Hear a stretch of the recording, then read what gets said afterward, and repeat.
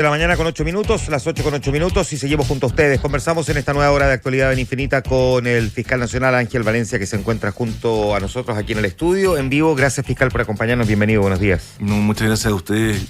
Buenos días, Connie. Buenos días, Juan Manuel. Muchas gracias por la invitación y un saludo a todos los auditores de Infinita.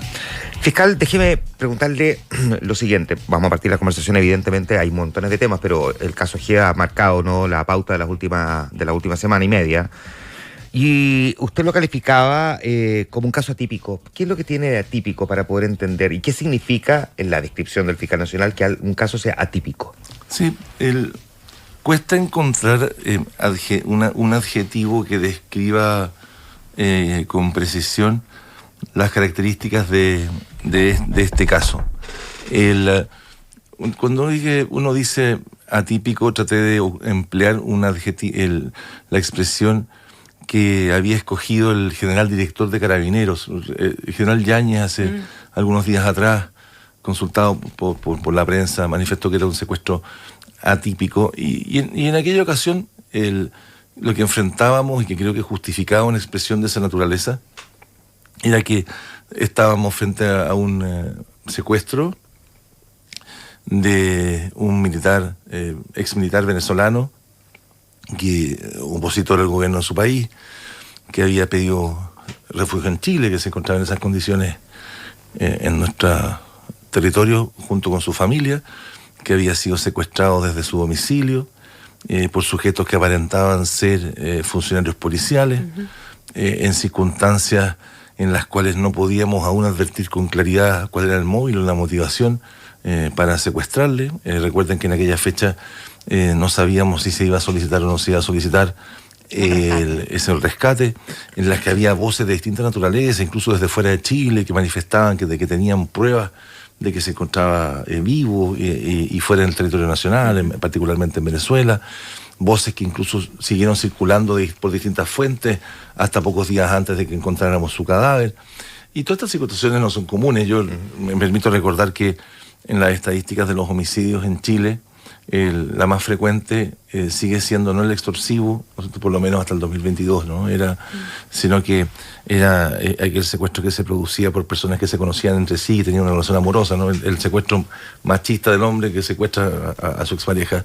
Y la segunda causa era el secuestro extorsivo, pero esta no respondía ni a la primera, ni a la segunda, ni a la tercera causa, y en consecuencia, con todas estas situaciones, claro, era atípico o infrecuente, un secuestro que no reúne ni las características de aquellos que enfrentábamos con más habitualidad en Chile. Ya, porque uno tiene asumido, especialmente visto lo que ha ocurrido en el último año y medio, 2 años, que los tipos de secuestro, así como usted los describe, se concentran en o pedir plata a cambio, que no fue el caso, nunca se comunicaron con la familia, o la otra también, que es fundamentalmente o para generar temor en una banda rival o para hacer un ajuste de cuenta y que finalmente termina muriendo. Pero o para infringir temor en alguien que te debe dinero por drogas, muchas veces en contexto de otro tipo de actividades delictuales, pero permítame recordarle que hasta el 2022 la más frecuente no era el extorsivo, sino que era el secuestro que se producía entre dos personas que se conocían entre sí y entre las cuales había existido algún tipo de relación amorosa. Que evidentemente pareciera no ser el caso. Y como en este caso claro, no es. Por eso la justificación de atípica, porque estaba fuera del tipo de asuntos que uno ve con frecuencia. Y el segundo, el de pedir plata a cambio, tampoco, porque nunca se comunicaron. Pero ¿por qué descartamos el tercero? Que eventualmente no haya sido alguien que debiera plata, por ejemplo. Claro, Yo como dicen no quisiera juzgar esas expresiones con el diario del martes, ¿no? Hoy día es martes, uno dice el diario el lunes en el dicho habitual, pero con el diario del martes. Sí, está bien. Hoy día tenemos más información que aquella con la que se contaba, o podemos compartir más información que aquella con la que se contaba cuando el general Yáñez ocupó esta expresión o cuando yo la ocupé el día de ayer. Sí. Hoy día sabemos que más cosas. Antes de ir a las más cosas que sabemos y a lo que usted en su calidad de fiscal nacional nos pueda contar, en el fondo, básicamente para que la gente tenga ordenada la información de la que se dispone y que es de carácter público. O sea, ya no sigue siendo un secuestro atípico. Sí, lo sigue siendo. Sigue siéndolo. Lo sigue siendo. Pero ¿por qué particularidades hoy día con el diario del martes a diferencia de las que teníamos el diario del jueves cuando lo secuestraron? Sí, con todas aquellas que les acabo de transmitir. Hoy día sí hemos ido descartando algunas hipótesis. Por ejemplo, quizá ustedes recordarán de que se hablaba hace algunos días atrás de que podía tratarse de un autosecuestro, sí, que no podíamos, ¿se acuerdan? Descartar aquella posibilidad. Hoy día eso no tiene, es O que lo habían tomado agentes venezolanos y se lo habían llevado de vuelta a Venezuela, Claro. eso también obviamente está Exactamente, descartado. todas las hipótesis en las cuales un autosecuestro podría ser posible son, uno las deja al final de la lista, ¿no? Como hipótesis de investigación, que casi como simplemente teóricamente posible en la imaginación de alguien, pero poco probable. Lo mismo te ocurre con la hipótesis de que estuviera vivo. En aquel momento estábamos buscando a una persona viva, aspirábamos a encontrar a alguien vivo. Hoy día sabemos que la víctima falleció probablemente momentos después o días después, un poco tiempo después de que había sido secuestrada. En consecuencia surge la pregunta si fue secuestrada cuál fue el propósito, sino que simplemente darle muerte, ¿no? O enviar una señal, o tenemos que saber por qué finalmente termina falleciendo, no termina asesinada la víctima. Pero si bien hemos conseguido esclarecer estos antecedentes, saber hoy día que las personas que participaron en este hecho tenemos antecedentes confiables, hoy día en base a evidencia, ¿no? científica, de que tendrían vínculos con el Tren de Aragua, cosa que en ese momento había comenzado a florecer, pero nosotros no podíamos transmitir, sigue siendo un secuestro que tiene características distintas a los que enfrentamos cotidianamente en Chile. Lamento tener que decir cotidianamente, pero aquellos que tenemos que investigar cotidianamente. Y esas particularidades distintas, fiscal nacional, tienen que ver, me imagino, entre otras cosas, con la irrupción de personas disfrazadas de policía, vestidas de policía, la parafernalia o la performance que finalmente arman. Esta idea de que, yo creo que todos nos hemos hecho la idea de que querían que todos viéramos lo que estaban haciendo, ¿verdad? Que esto quedara como un registro, probablemente para mandar algún tipo de señal. ¿Qué otras cosas configuran esta atipicidad? El despliegue logístico ya lo habíamos visto en situaciones anteriores. El despliegue logístico, como dije en otra entrevista, el despliegue logístico no me hizo saltar 5 metros de la silla. Ya. No deja de causar asombro, ¿no? Pero no significa que sea una circunstancia que no hayamos visto con anterioridad. Lo que preocupa, especialmente en este caso, es a la víctima que se selecciona, ¿no? Y las dificultades que tenemos para poder establecer el móvil, el propósito del secuestro y el homicidio.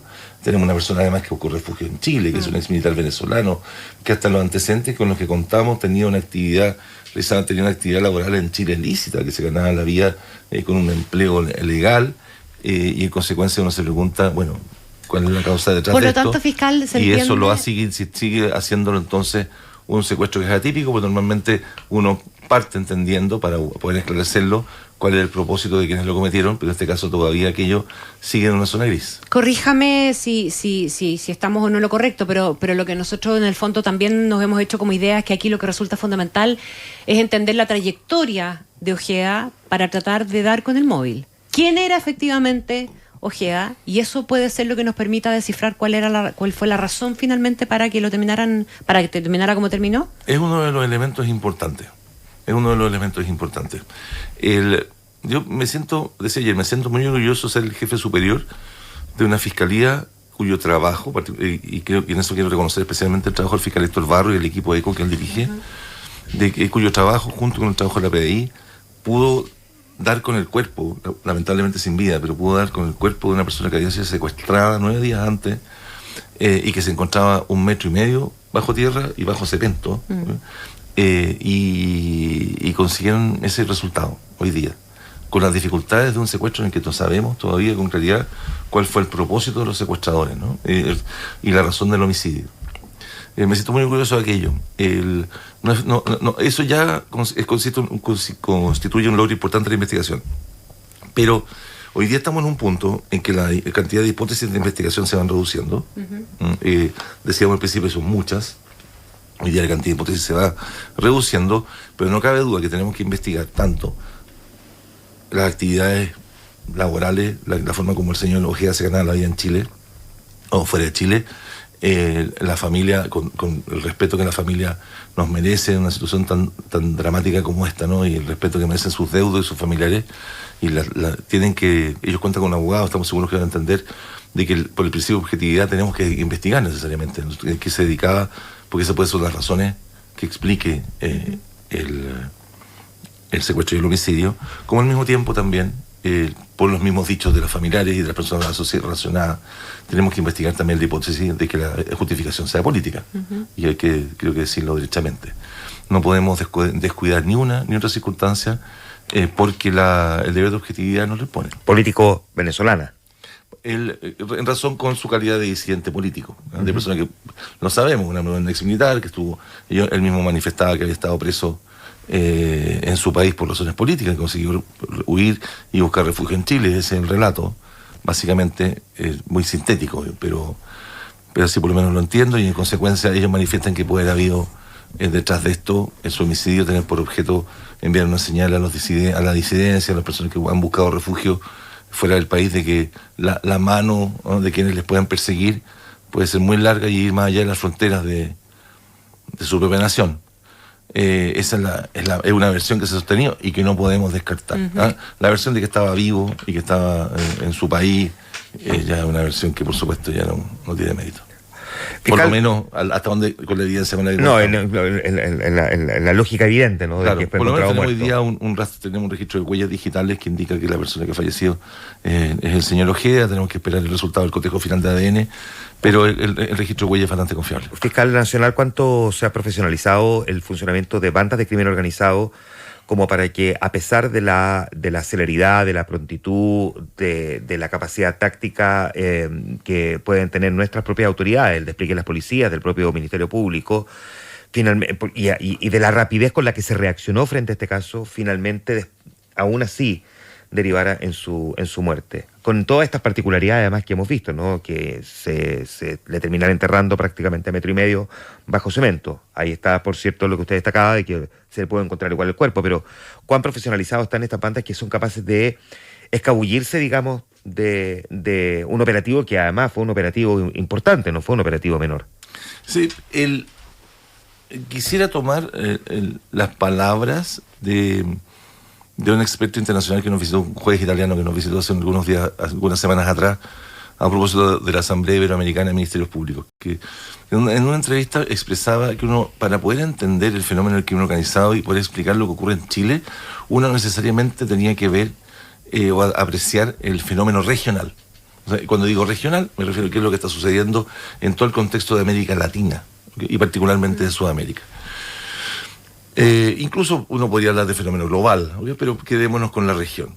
Y lo que ha ocurrido en los últimos años en América Latina es que ha habido una expansión muy agresiva de bandas transnacionales a lo largo de nuestros distintos países. O sea, uno, para poder entender lo que pasa en Chile, tiene que ver qué es lo que está pasando en el Ecuador, tiene que entender qué es lo que ha pasado en Colombia, advertir lo que ha pasado en Venezuela, ver el problema que también enfrentan en el Perú, que es un problema similar, ver el problema que se enfrenta en Brasil, y advertir en consecuencia que nosotros no somos un territorio aislado y que lo que enfrentamos es un desafío inédito, siempre lo he dicho hasta la majadería, y lo voy a seguir insistiendo, inédito en la historia republicana, que son bandas organizadas transnacionales. Nosotros enfrentábamos crimen organizado nacional, pero no habíamos tenido la experiencia de enfrentar bandas organizadas transnacionales que tienen organizaciones que están dirigidas desde otros países, que utilizan nuestras fronteras ya no como barreras o dificultades de acceso, sino que las utilizan como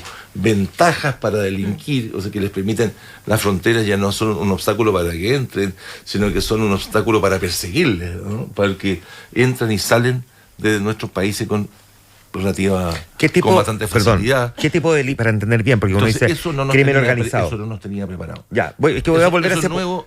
Fiscal, voy a volver a ese punto. Sí, pero voy a volver a ese punto. Chileno no estamos preparados. Voy a volver a ese punto en un momento más, pero porque uno se pierde, dicen crimen organizado y piensa gente que matando gente.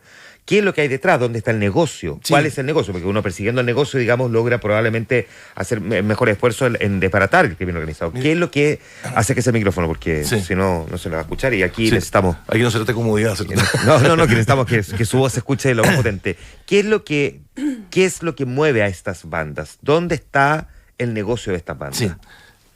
Hay que entender el fenómeno del crimen organizado y el crimen transnacional no escapa de esto, como si fuera, para interpretarlo, como una actividad empresarial ilícita, ¿okay? Que no tiene límites en la búsqueda de negocio. Pero lo que hace es buscar negocio, ¿okay?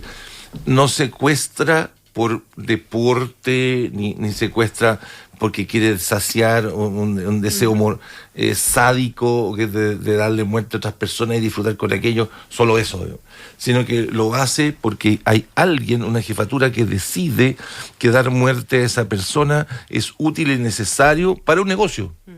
o porque te pagaron para que lo hicieras, o porque es funcional para infundir temor en los sujetos a quienes le cobras y que te pagan motivados por el temor a que les mates. Entonces, el crimen organizado es una empresa, hay que entenderlo como una empresa ilícita, que los empresarios no se ofendan porque ocupo esa palabra, digamos, pero hay que entenderlo de esa manera. Y hoy día, y antiguamente en Chile, lo que enfrentábamos eran generalmente bandas que tenían propósito único. ¿Cuál era el negocio principal? Se dedicaban básicamente al negocio de la droga, que es comprensible, porque el negocio del narcotráfico es altamente rentable, que generalmente eran familias que se dedicaban al narcotráfico y cuyo negocio consistía en comprar droga barata fuera de Chile y venderla cara en el territorio nacional o venderla cara en Europa. Comprar barato, vender caro. ¿Por qué recurrías a la violencia? Recurrías a la violencia para evitar que te la robaran, ¿okay? O para asegurar que te la pagaran, ¿okay? O porque no te la habían pagado o asegurar que te la pagaran. ¿Okay? Ese es el propósito de la violencia. Para quitársela a otros, para evitar que te la quitaran o para cobrar lo que te debían. Eso era principalmente el negocio de la violencia. Hoy día, el crimen organizado transnacional se dedica a todo aquello que le pueda generar rentabilidad, toda aquella actividad que le pueda generar negocio.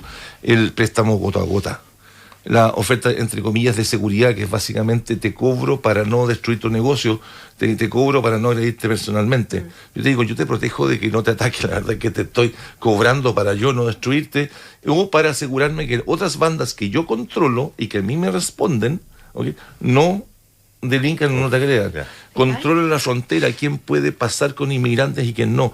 Controla la frontera, quién puede traficar, quién puede entrar y quién puede salir con droga desde Chile y quién puede salir con vehículos. Y no solo drogas, son personas, son armas, es oro minado ilegalmente, extorsiones, o sea, ahí el catálogo de productos o servicios es grande. Y pagar el derecho a ejercer la prostitución dentro de una plaza pública. Por ejemplo, déjeme preguntarle, y esto nos devuelve un poquitito. Multipropósito. Sí, nos devuelve un poquitito a las hipótesis y a la dificultad de probablemente dar o probar una si es que las otras se van cayendo, fiscal. Y lo que nos lleve a Venezuela, eventualmente, ¿verdad? Puede ser lo más complicado de probar de todo. Porque dar con el móvil político exacto puede ser de alta complejidad, pero además también meterse en las redes de corrupción que hay en Venezuela y que eventualmente pueden explicar algún tipo de venganza o de acto llevado adelante por el crimen organizado y no necesariamente conectado con la política propiamente tal, también es una cuestión que puede resultar súper complicada.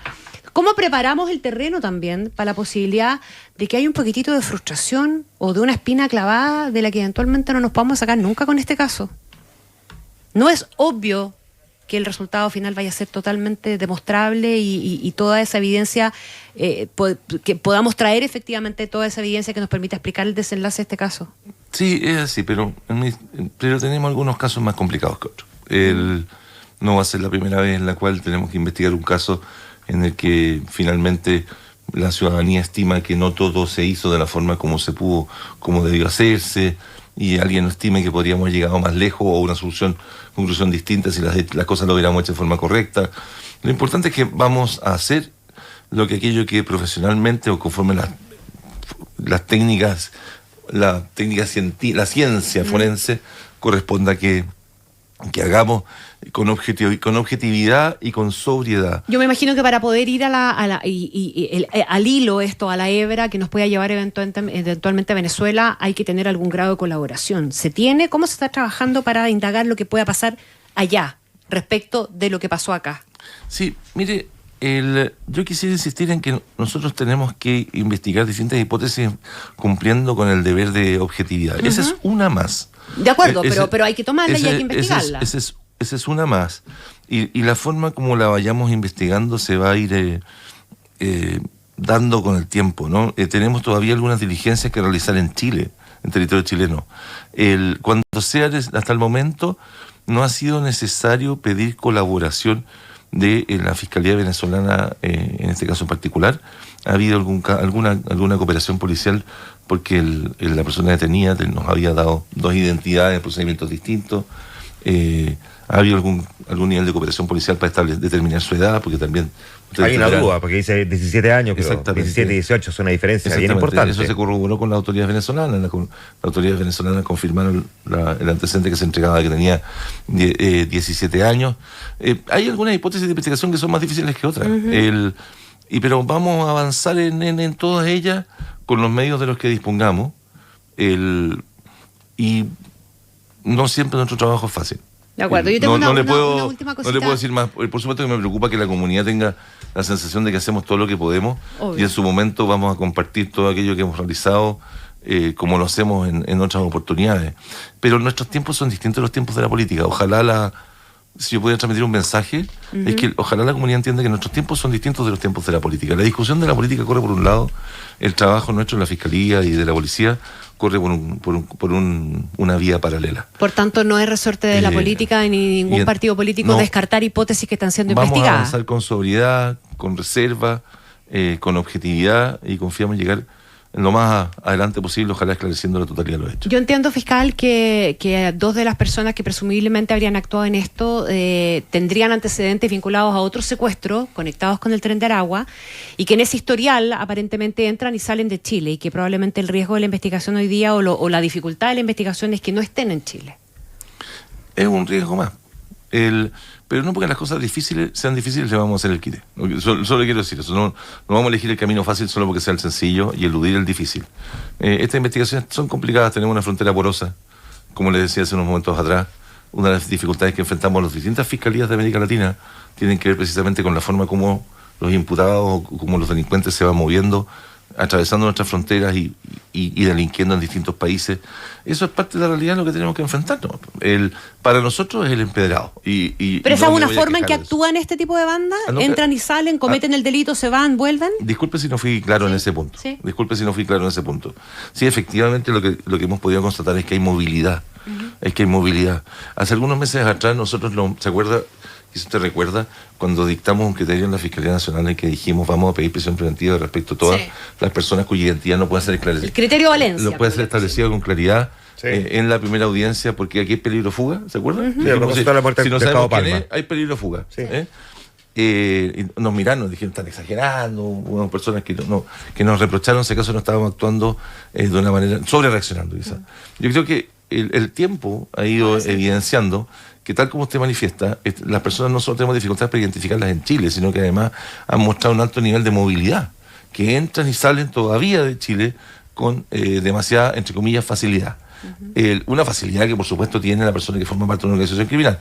Si usted y yo tratáramos de salir de Chile de esa misma manera, probablemente no resultaría... No, probablemente nos pillarían al tiro. Claro, exactamente, pero son personas que conocen nuestras vulnerabilidades, conocen las debilidades de nuestros sistemas de control y que lamentablemente entran y salen de Chile con facilidad, pero también entran y salen de nuestros países vecinos también con ciertos niveles de facilidad que a ellos les resulta incómodo, y es un trabajo que estamos haciendo permanentemente. Yo 2 días, mañana me voy a Perú a una reunión con la Fiscalía General del Perú, porque tenemos mucho espacio para que trabajar, porque tenemos objetivos de investigación comunes.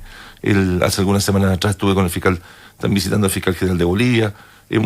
Estamos impulsando proyectos para que los fiscales fronterizos se conozcan y tengan a lo menos su información de contacto, compartan información respecto a los fenómenos criminales comunes que están investigando, porque hoy día, si hay uno de los factores clave en la persecución de esta banda, es la cooperación internacional de policía y fiscalía. ¿Cuán enquistado está realmente, a su parecer, el Tren de Aragua en Chile? Porque en algún momento pensamos que habíamos logrado, y de hecho son avances bien importantes en desbaratar, digamos, células vinculadas al Tren de Aragua, pero al mismo tiempo pareciera que sus tentáculos han sido bastante más extensos de lo que inicialmente imaginamos.